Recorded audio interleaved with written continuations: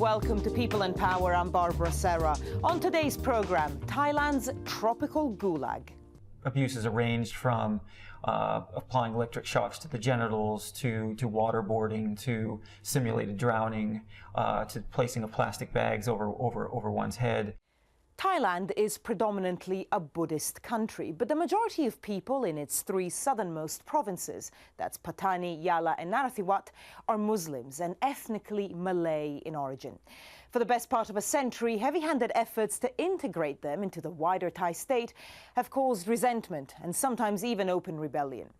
This situation worsened markedly in 2001 when efforts by Thailand's then Prime Minister Thaksin Shinawatra to expand his political influence in the south infuriated separatists. They responded with attacks on the Thai military and state employees, which in turn provoked a crackdown by the authorities. By 2005, the army had imposed martial law on the southern provinces, and a loose network of separatist groups were waging a brutal guerrilla war. Since then, nearly 4,500 people, mostly civilians, have been killed in tit-for-tat attacks, and hundreds of people have been arrested and detained on suspicion of links to the insurgency. More recently, the Thai government has been pursuing a so-called hearts and minds strategy to try to win the southern populace over. But the suspicious death of one of those detainees at an infamous army base has rekindled allegations from human rights groups that Thailand's military has been torturing prisoners. Orlando de Guzman has been investigating the death of Sulaiman Naesa, just one of the many casualties of this conflict. A quick warning, you may find that some of the images in his film disturbing.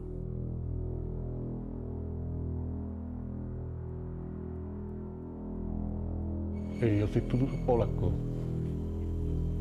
Lagu aku por aku, bukan terlalu sendak sendak takut aku.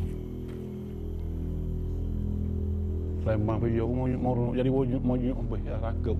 Yo mai enggak.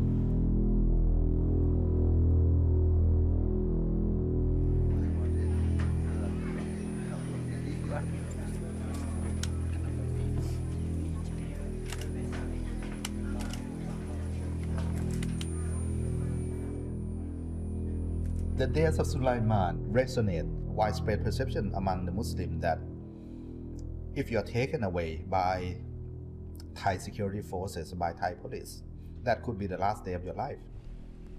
ต้องยึดหลักสากลในการปฏิบัตินั้นเรายืนยันว่าเราไม่ได้ทำเช่นนั้นแล้วโดยเฉพาะว่าเราเองเราก็เป็นคนไทยเราเลยเห็นพี่น้อง3จังหวัดก็เป็นคนไทยเหมือนกันเพียงแต่เขาแตกต่างทางด้านความเชื่อหรือแตกต่างในเรื่องของเรื่องเชื้อชาติของเขาซึ่งเราเห็นทุกคนเป็นคนไทยท่านทหารไม่ได้คิดว่าคนกลุ่มพวกนี้เป็นอริราชศัตรูแน่นอนครับ If you're Muslim, simply by being suspected of being insurgents, the worst thing could happen to you. You could be abducted, you could be disappeared, you could be tortured, you could be killed, no question asked, and there will be no justice.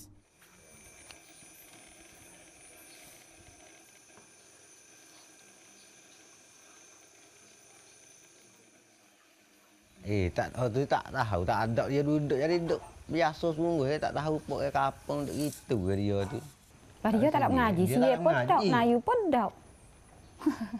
Ada dak kedua, sia 45 yang Melayu pun tak kata apa hari je. Habis kita tu tak boleh jadi dia tu tak boleh nak tak tahulah. Dia tak ada mengaji, dia tak reti sia kalau dah dengar sikit-sikit gitu. Kalau nak kata dia nak tulis tu tak boleh lasau. Kalau dah dengar kecek tu bolehlah sikit-sikit. Jawab. Kalau dia nak nulis tu tak boleh lasau. On the 22nd of May 2010, the Royal Thai Army detained Sulaiman Naesa on suspicion of being an insurgent. He was taken to the military's main detention centre in Pattani province, a sprawling army base known as Inkayut. For people in the south, Inkayut is one of the terrifying terms, terrifying word, you know. Because for Muslims, they know that anything could happen to them. Inkayut's notoriety was sealed in 2004 after a demonstration at a town called Takbai. There, hundreds of unarmed Muslims gathered outside a police station to protest the arrest of some villagers.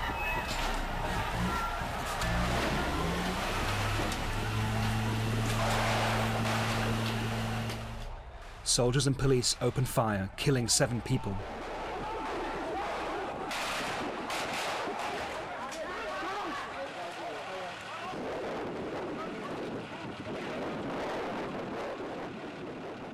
Then hundreds of men and boys were beaten, tied up and stacked onto army trucks, sometimes 4 or 5 deep.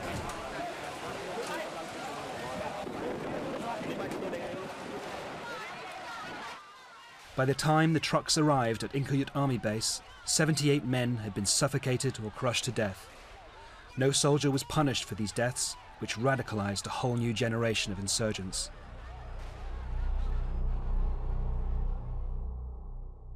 At Inkayut, Sulaiman Naesa was shuttled between this cell and a separate interrogation room at the base. The military claimed that he quickly confessed to his role in insurgent attacks, which had killed 9 people.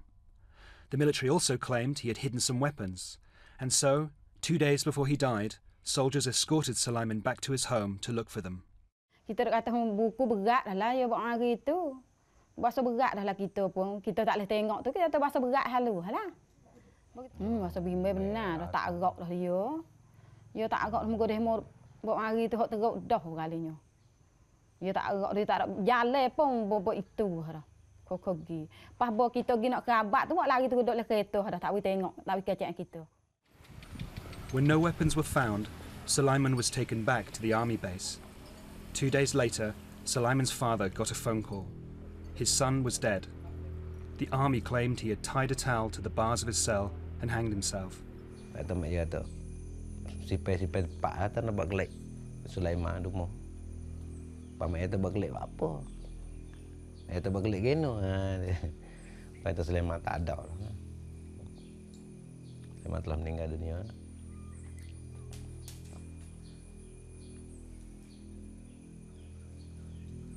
Sulaiman's father went to Inkayut to retrieve his son's body. The army led him to cell number 2. Duk ratus lagi lah, tak nak buat dak lah. Sebagai kaya dia nak pergi dak umur lah.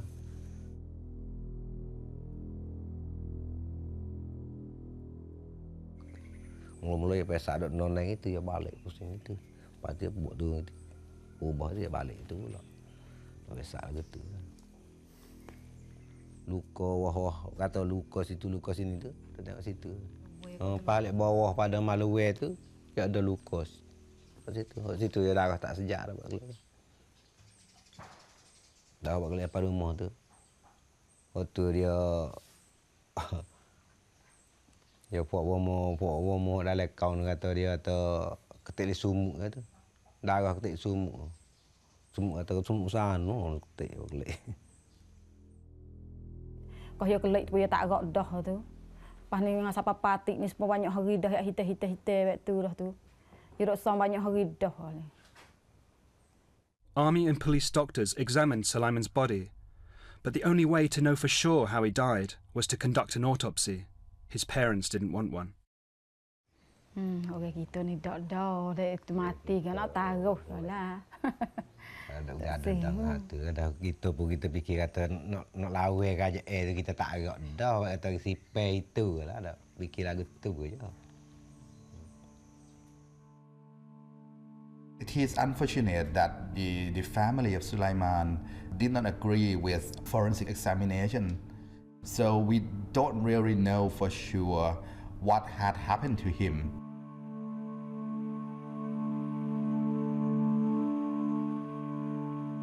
Was Sulaiman killed, or did he kill himself?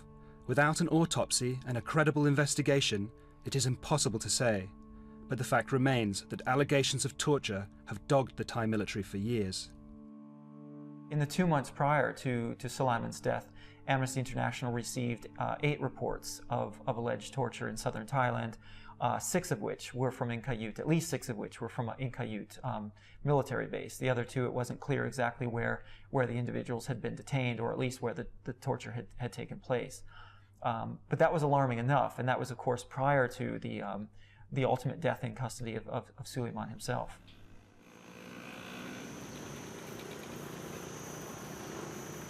Detaining and interrogating suspects is a central part of the Thai army's strategy to crush the insurgency. But hunting for an enemy which shelters among an insular and mistrustful population isn't easy. And so the army says it is trying to show a friendlier face. This is General Pichet Visayajon, who until recently commanded all forces in southern Thailand.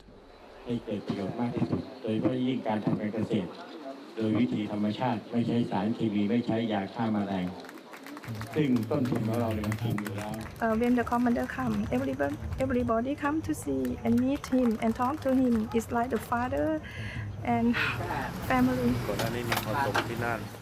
General Pichet gave us a guided tour of the military programs he claims are winning the hearts and minds of local Muslims.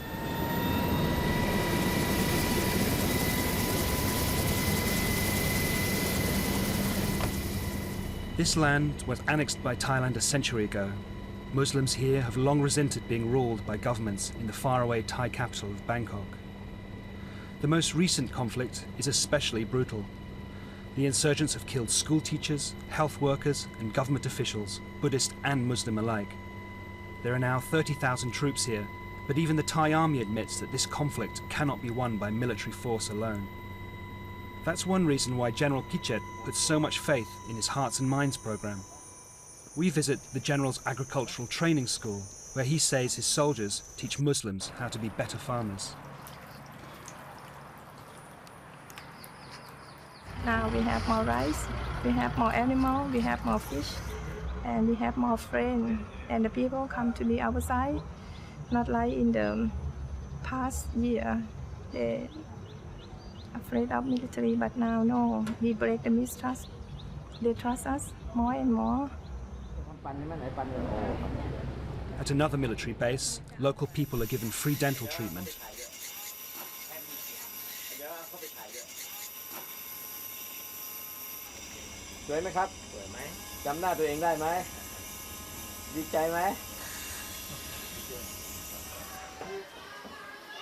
General Pichet's soldiers are also teaching classes at remote schools in violence-plagued areas.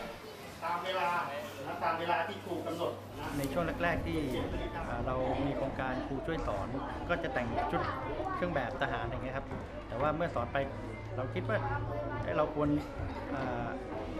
ลด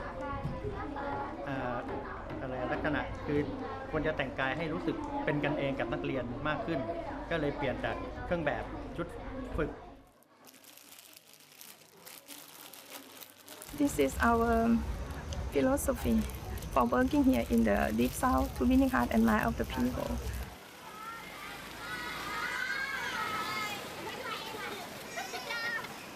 We never force the people to be our side, but they come here.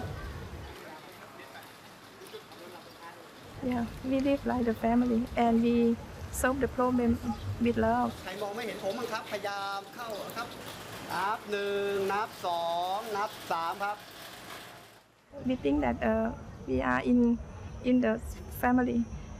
It's like one of the family, like a teenage. Maybe sometimes they naughty or something.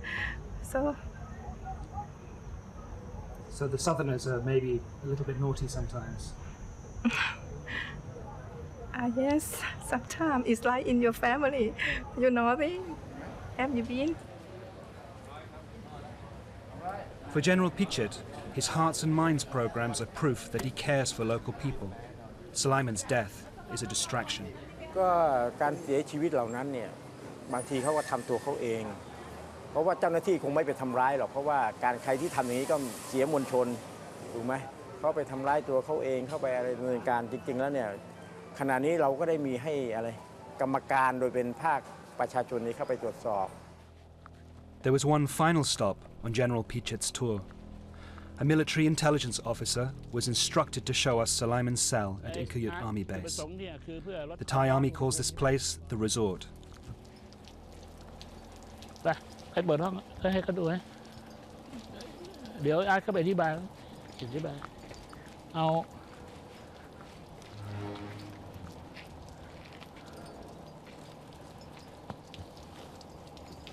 ใคร This is this room is once what Sulaiman had been here once.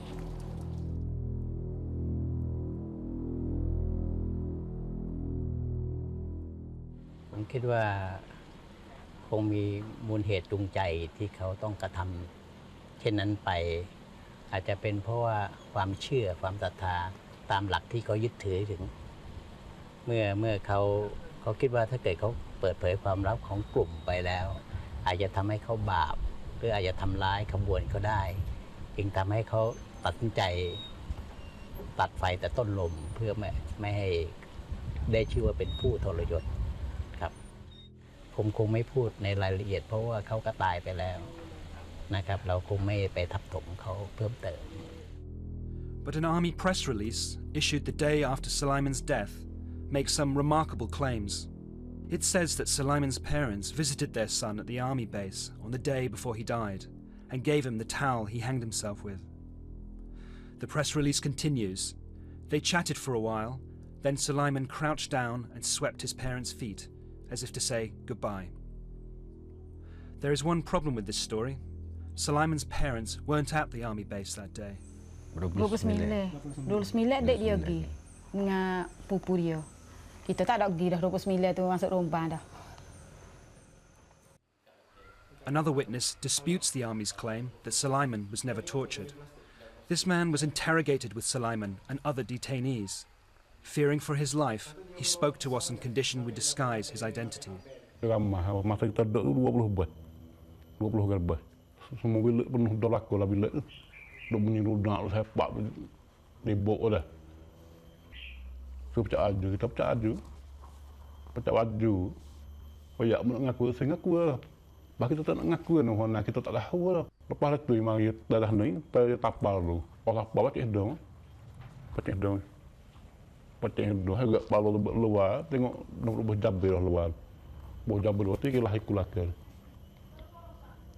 Yang malu bahasa jabir ni halus situ lagu bakau ni. Ada setengah ni suruh makan kecing suruh makan. Buang makan kecing. Ada kat tu budak acok. Despite such testimony, the army insists that Sulaiman was treated well. But photos show that the food his family had brought to the base was never eaten. One explanation is provided by the former detainee who managed to snatch a few words with Sulaiman. We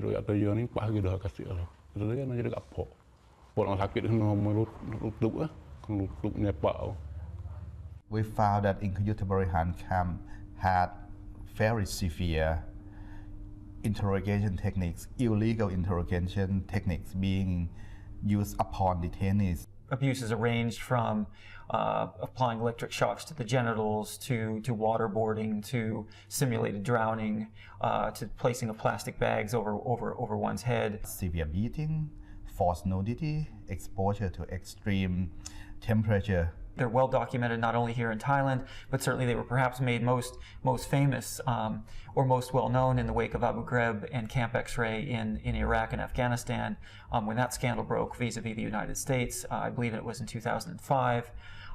Some of the methods would mirror those methods. Where do you learn your interrogation techniques from? คือจากสองส่วนนะฮะจากส่วนที่เป็นโรงเรียนที่เปิดสอนกันอีกส่วนคือจากประสบการณ์ที่เราส่งต่อถ่ายทอดกันสืบต่อมาในหน่วยแต่ละหน่วยที่เขามีกระบวนการพวกนี้ครับ Does the U.S. military teach you any interrogation techniques? ไม่มีผมยืนยันว่าอันนี้เป็นปัญหาภายในบ้านเราแล้วเราคิดว่าเราแก้ได้ Of the dozens of people who have died in military custody in the past 7 years, one case stands out. This is the Kaseng family. In 2008, their father was beaten to death by Thai soldiers. In a landmark case, the family is trying to prosecute the soldiers in a criminal court. Today, they are going to hear the judge's verdict.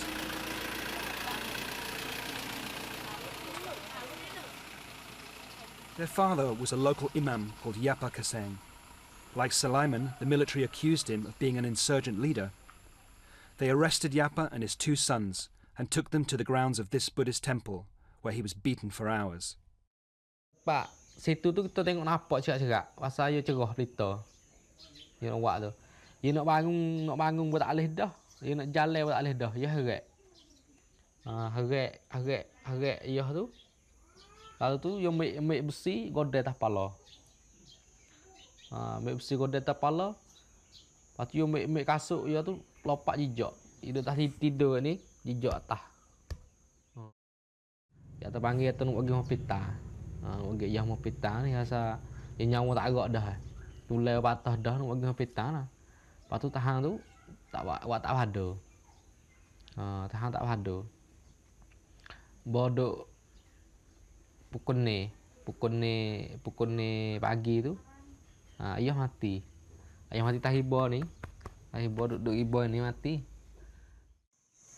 The temple still doubles as a military base today, and visitors are not welcome here.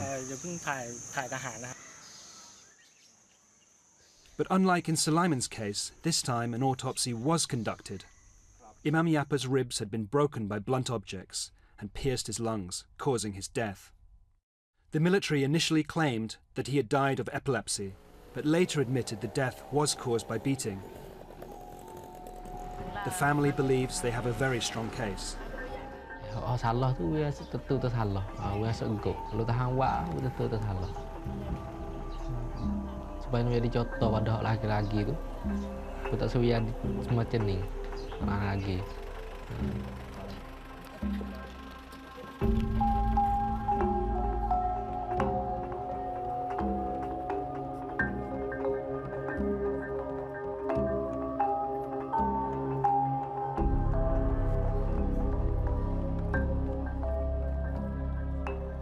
An hour later, the court delivered its verdict.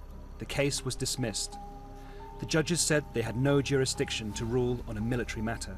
Sini ni, dia kena hantar kepada sanahan. Buku hantar kepada sanahan. Hantar kepada sanahan. Sana ni tak terima. Sana sini.